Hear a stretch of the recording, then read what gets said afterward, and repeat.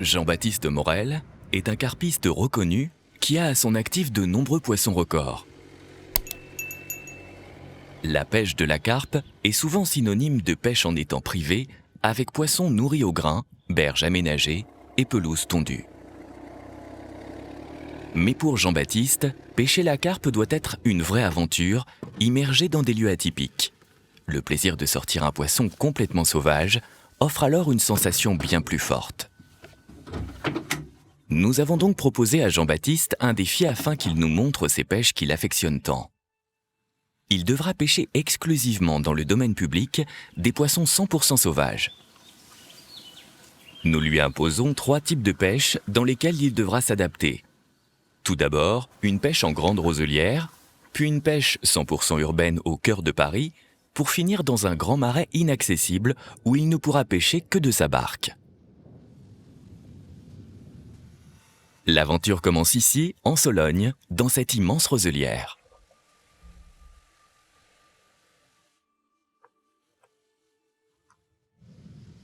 On est sur un espèce de lac de barrage. Alors c'est pas vraiment un lac de barrage, c'est plutôt un réservoir. Parce qu'en fait on a une digue qui fait office de barrage. Il y a un canal qui se jette dedans et plusieurs petits cours d'eau. La pêche elle est assez simple parce qu'il n'y a pas grand chose. C'est un peu la lune au fond, quoi. Donc en gros il y a quelques souches à 70-80 mètres dans l'alignement de pontons. Donc c'est simple, en fait on va pêcher juste devant ces souches en fait. Je vais mettre 2 cannes avec un gros spot au maïs et puis à la bouillette. Et puis de l'autre côté, je vais mettre 2 cannes sur les côtés qui vont pêcher 2 baies qu'il y a de chaque côté. C'est des baies avec plein d'herbiers, donc je pense que les carpes doivent y rentrer. Donc c'est pour ça que je suis en train de préparer un montage un shot là pour les herbiers. J'ai fait un petit mélange donc avec des tout petits pelets. Pas mal d'intractants liquides, notamment du foie et puis du jus de krill. Alors je vais faire quelque chose, en fait, je vais rajouter un peu d'eau. Je vais mouiller un peu ce mélange, parce qu'une grosse erreur que pas mal de pêcheurs à la carpe font, c'est qu'en fait ils jettent ce petit pelet comme ça directement, sec, directement sorti du sac, ils le jettent directement dans l'eau. Or le problème c'est que ces pelets là qui sont donc secs en fait sont censés couler, mais ils ont une densité qui est beaucoup plus faible que le reste de l'amorce, notamment les bouillettes et le maïs. Donc du coup, étant donné qu'il y a quand même 2,50 m, 3 mètres de fond, et pas mal de vent, parce qu'on est quand même sur une grosse étendue d'eau, il y a plus d'une centaine d'hectares. Le problème c'est que ce pelet là en fait il va descendre moins vite que les bouillettes, donc les bouillettes vont descendre à pic et le pelet lui va prendre le vent et il va dégringoler et on va le retrouver 3-4 mètres, 5 mètres, 10 mètres, 15 mètres plus loin suivant la profondeur. Donc du coup ce que je fais c'est que je le mouille un petit peu, je le laisse tremper, du coup il va se gorger d'eau et d'attractants et du coup il va s'alourdir un peu et ça évite que ça amorce comme un nuage sur plusieurs mètres, quoi. Alors là on va aller déposer la première canne et puis surtout préparer le spot au large, la grande zone. Donc du coup j'ai pris une grosse tine de maïs. Donc là on voit il n'y a que 70 cm, donc il faut aller quand même assez loin. Et je n'ai pas envie d'aller trop loin, de passer mon temps à faire des allers-retours. Donc il y a pas mal de bouées de navigation pour les skis nautiques et autres. Alors à mon avis on ne va pas éviter de les dépasser parce que sinon on risque de faire un peu de tricotage. Donc là il y a 1,10 m. Donc le fond c'est en majorité du sable et puis on avance vers le lit, plus c'est un petit peu vaseux. Donc là on a une cassure là, qui descend 1,90 m, 2 mètres. Normalement les herbiers ou les espèces de pousses d'arbres ne devraient pas tarder à apparaître. 2,10 m, 2,20 m. Voilà, là ça commence un peu à quelques petites taches. Voilà, et là on commence à attraper tout un tas de trucs. Donc voilà ces espèces d'herbiers. On les voit, ils sont juste à la fleur d'eau. Donc là, il y a quand même 2,50 m, donc ils font quand même 2,50 m de haut. Et donc ce que je vais faire, je vais mettre juste mon repère, hop, carrément dedans. Voilà. Je vais laisser un petit peu de mou. Voilà, et je vais faire une boucle de façon à ce qu'ils ne se détendent pas. Alors je me mets toujours un peu au-dessus de ma zone. Puisqu'en fait, comme on le voit, il y a du vent. Et donc voilà, maintenant, j'arrose toute cette zone. Alors la météo, elle est vachement instable depuis plusieurs jours. On a eu un des étés les plus humides et les plus pourris. Donc c'est pour ça que le lac il est encore vraiment au niveau son niveau maximal.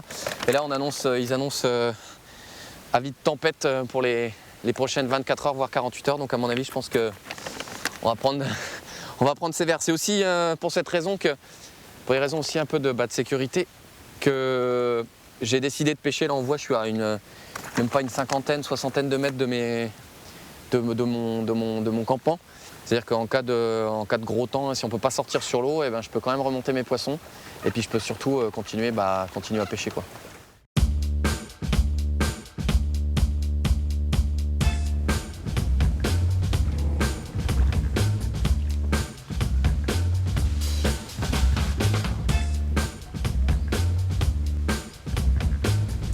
En fait là, la canne je l'ai déposée juste en face à ras de la petite pointe là-bas.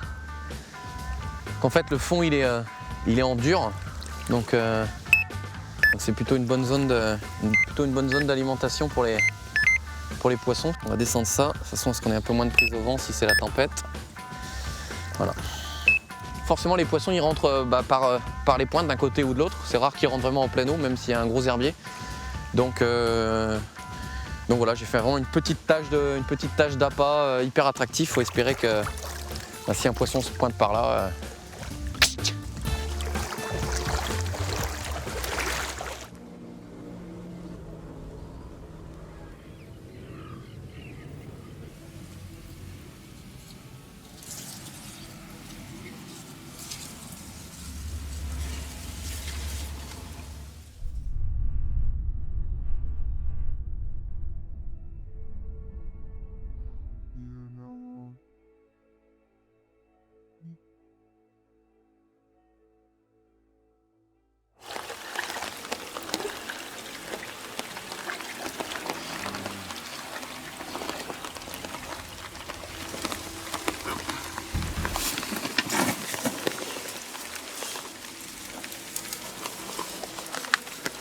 Voilà, pas bourdouille.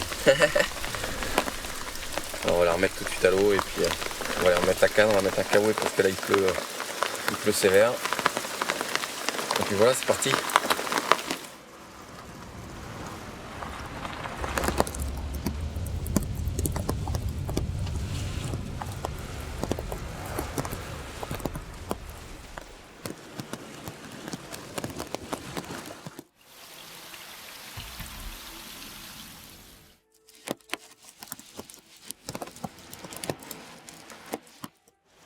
On pourrait croire qu'on est en train de tourner au mois de novembre, mais non, on est bien en plein été.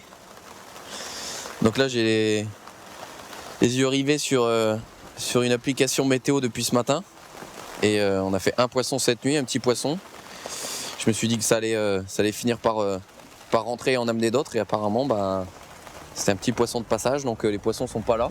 Alors le vent souffle bien, donc je pense que ça va les pousser près de notre bordure.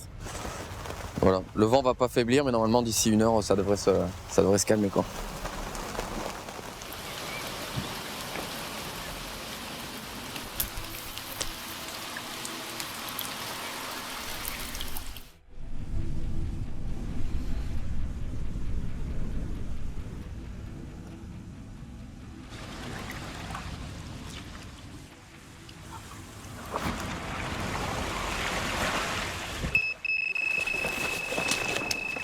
Celle là-bas.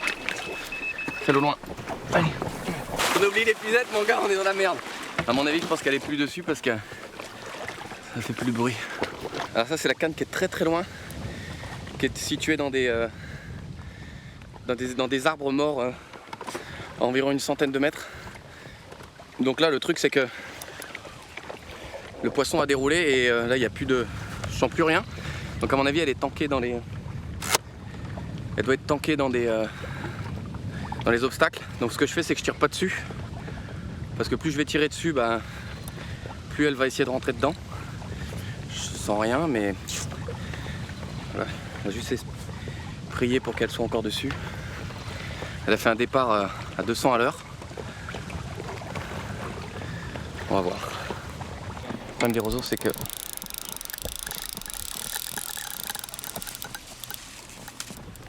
je pense que c'est un beau poisson quand même. Allez, il va aller se mettre dans la branche là-bas. Le problème des roseaux en fait c'est que je peux pas y aller avec mon bateau. Et par la même occasion je peux pas. Et là elle est carrément. Je peux pas y aller avec mon épuisette. Elle va me prendre tous les. Voilà, c'est une petite commune encore. Un petit peu plus grosse que celle de tout à l'heure. Voilà. Tac. Wouhou. La banane, c'est de bon augure. C'est de bon augure. Voilà, tout petit poisson encore. Je pense qu'elle est juste un chouïa plus grosse que celle de cette nuit. Voilà. Donc c'est assez bizarre parce que les... Oui, virgule, c'était une carpe. C'est assez bizarre parce qu'on a du mal à toucher les poissons un peu plus gros, des miroirs. Là, pour l'instant, on se fait que des petites communes. Mais bon, voilà quoi, c'est un poisson, c'est un départ, c'est une poussée d'adrénaline. Et on est là pour ça. Voilà. On voit, il y a des arbres immergés partout. C'est parti. Et oui, elle est partie, tu ne l'as pas vue. On la relâche aussi, elle.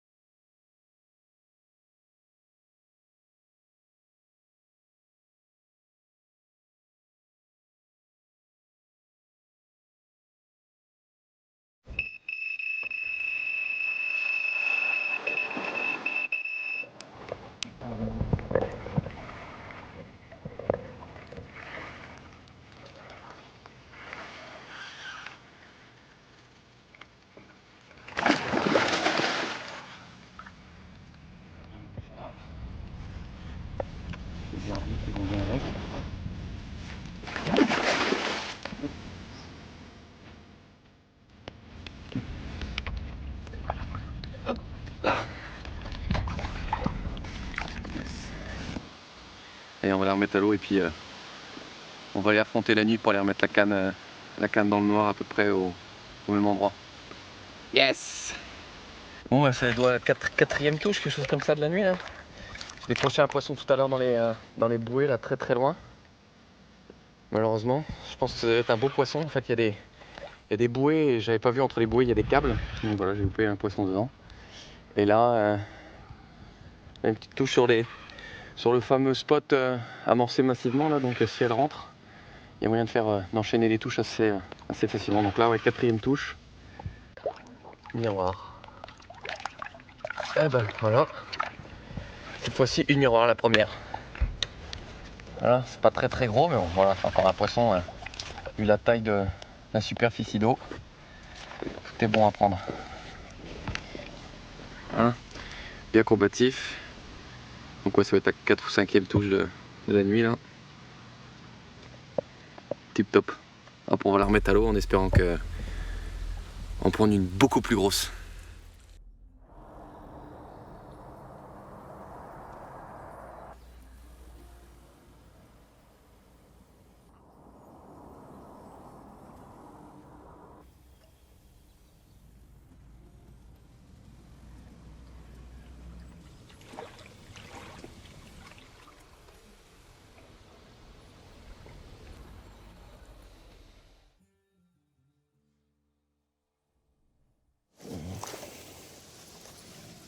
Donc voilà ce petit trip qui se termine en petite fanfare. Voilà, des petits poissons, mais bon voilà quoi. Le plaisir est là, c'est le principal, c'est d'être à la pêche, non? Yes!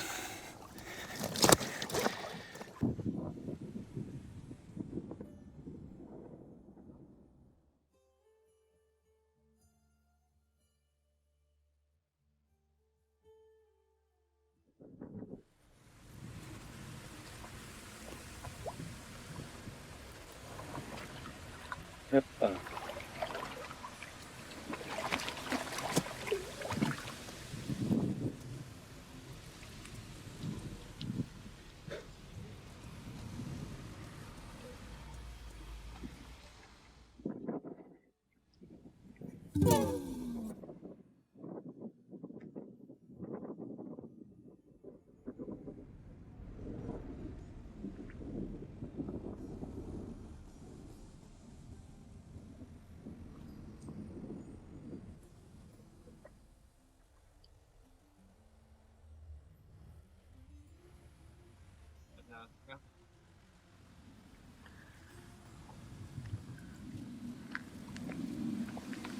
Allez.